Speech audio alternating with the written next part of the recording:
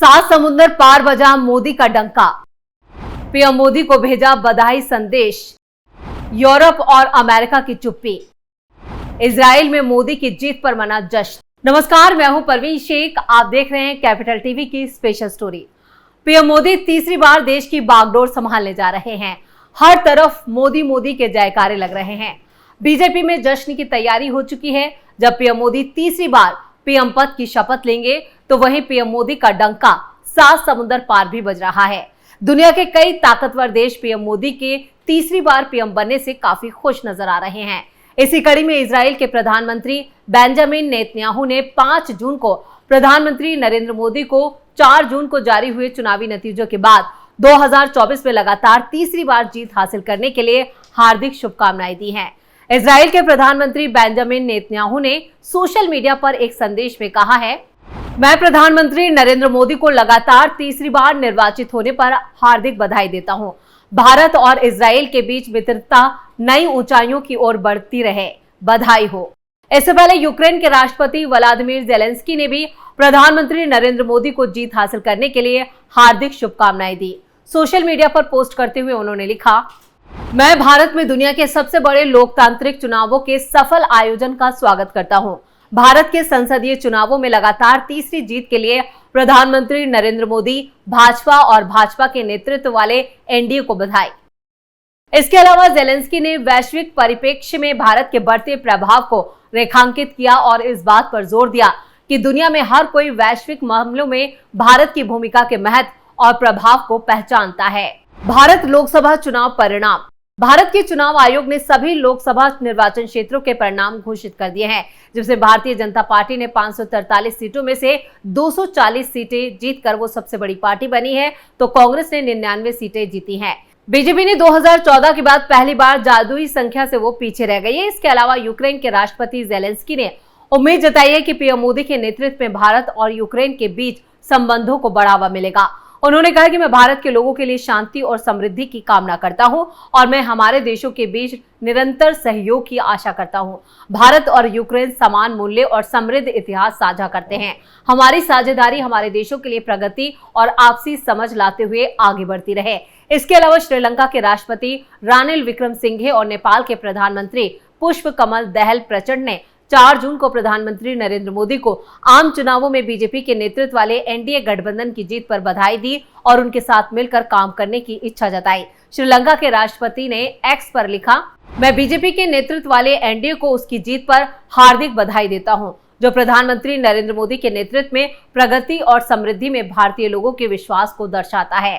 इसके साथ ही नेपाल के पीएम प्रचंड ने कहा है कि निकटतम पड़ोसी श्रीलंका भारत के साथ साझेदारी को और मजबूत करने के लिए तत्पर है। नेपाल के प्रधानमंत्री प्रचंड ने अपने भारतीय समकक्ष नरेंद्र मोदी को उनकी पार्टी के नेतृत्व वाले गठबंधन की चुनावी सफलता पर बधाई दी है। उन्होंने भी सोशल मीडिया एक्स पर एक पोस्ट में कहा, लोकसभा चुनावों में भाजपा और एनडीए की लगातार तीसरी बार चुनावी सफलता पर प्रधानमंत्री नरेंद्र मोदी को बधाई। हम भारत के लोगों की उत्साही भागीदारी के साथ दुनिया के सबसे बड़े लोकतांत्रिक अभ्यास के सफल समापन पर काफी खुश हैं।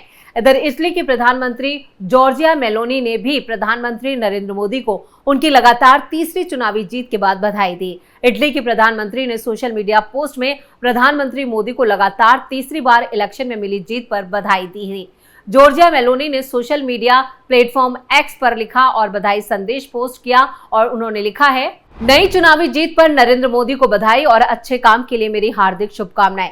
मुझे पूरा विश्वास है कि हम इटली और भारत को जोड़ने वाली दोस्ती को मजबूत करने और हमारे राष्ट्रों और हमारे लोगों की भलाई के लिए हमें जोड़ने वाले विभिन्न मुद्दों पर सहयोग को मजबूत करने के लिए मिलकर काम करना जारी रखेंगे। वहीं इटली की प्रधानमंत्री के बधाई संदेश पर प्रधानमंत्री नरेंद्र मोदी ने भी उनका आभार जताया। पीएम मोदी ने प्रतिक्रिया देते हुए कहा, आपकी शुभकामनाओं के लिए धन्यवाद प्रधानमंत्री जॉर्जिया मेलोनी। हम भारत इटली रणनीतिक साझेदारी को और मजबूत बनाने के लिए प्रतिबद्ध है, जो साझा मूल्यों और हितों पर आधारित है। वैश्विक भलाई के लिए मिलकर काम करने के लिए तत्पर हैं। इधर लेकिन अभी तक अमेरिका और इटली को छोड़कर किसी भी यूरोपीय देश से जीत की बधाई का संदेश नहीं आया, जबकि भारत के पड़ोसी देशों जिनमें नेपाल, श्रीलंका, भूटान और मालदीव से बधाई संदेश आ चुके हैं।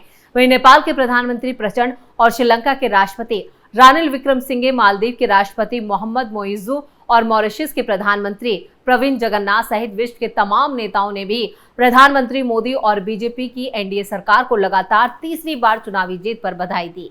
बीजेपी के नेतृत्व वाले एनडीए केंद्र में लगातार तीसरी बार सरकार बनाने जा रहा है। चुनावी नतीजों में एनडीए को 291 सीटें और विपक्षी दल इंडिया ब्लॉक को 234 सीटें और दूसरे दलों को 18 सीटें मिले हैं। एग्जिट पोल ने जो अंदाजा लगाया था उसके मुकाबले ये लड़ाई काफी कड़ी रही, जिसमें एनडीए की भारी जीत का अनुमान लगाया गया था।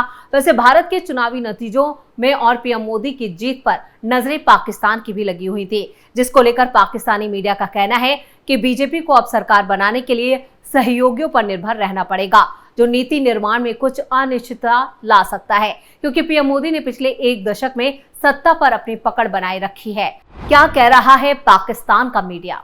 जियो न्यूज ने समाचार एजेंसी एएफपी के हवाले से लिखा है कि हिंदू राष्ट्रवादी बीजेपी ने 2014 में सत्ता पर आने पर अपने दम पर बहुमत हासिल किया था, जिससे भारत में अस्थिर गठबंधन सरकारों का दौर खत्म हो गया था और 2019 में भी उसने यही कारनामा दोहराया। लेकिन मोदी के सहयोगियों पर निर्भर रहने की संभावना ने बाजारों को डरा दिया है और शेयरों में भारी गिरावट आई है। डॉलर के मुकाबले रुपए में भी भारी गिरावट आई है। बेंचमार्क बॉन्ड यील्ड में बढ़ोतरी हुई है।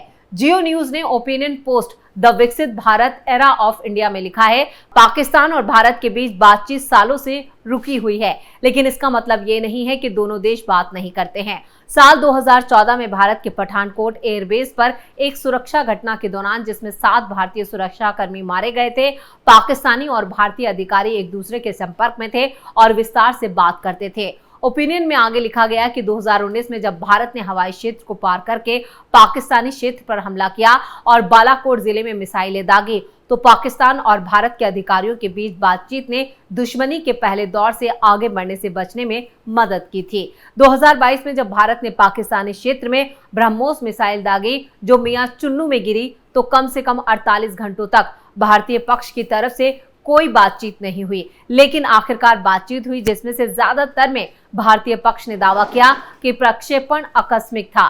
जियो न्यूज ने लिखा है कि मोदी ने पहले ही अतुल्य भारत को एक आकर्षक आर्थिक महाशक्ति में बदल दिया है। उनका अगला लक्ष्य इस महाशक्ति को विकसित भारत में बदलना है। पाकिस्तान के लिए इस परिवर्तन का क्या अर्थ होगा? जियो न्यूज ने आगे लिखा कि 2014 में जब मोदी पहली बार पीएम बने तो चीन से भारत का आयात लगभग $54 बिलियन था। जब वो 2019 में फिर चुनाव के लिए दौड़े तो आयात बढ़कर $75 बिलियन हो गया। लिहाजा भारत और पाकिस्तान एक बार फिर से बातचीत कर सकते हैं और तनाव को कम कर सकते हैं। वही डॉन न्यूज ने लिखा है कि दुनिया की 5वीं सबसे बड़ी और सबसे तेजी से बढ़ती प्रमुख अर्थव्यवस्था वाला भारत पश्चिमी नेताओं का पसंदीदा है, जबकि मानवाकार कार्यकर्ताओं द्वारा लगातार तानाशाही की चेतावनी देते रहते हैं। और डॉन ने लिखा है कि मोदी ने 2023 में G20 की अध्यक्षता भारत के पास होने का इस्तेमाल विदेश में अपनी छवि चमकाने के लिए किया और 2036 ग्रीष्मकालीन ओलंपिक की मेजबानी करके पिछले साल क्रिकेट विश्व कप की मेजबानी को आगे बढ़ाने की उम्मीद है।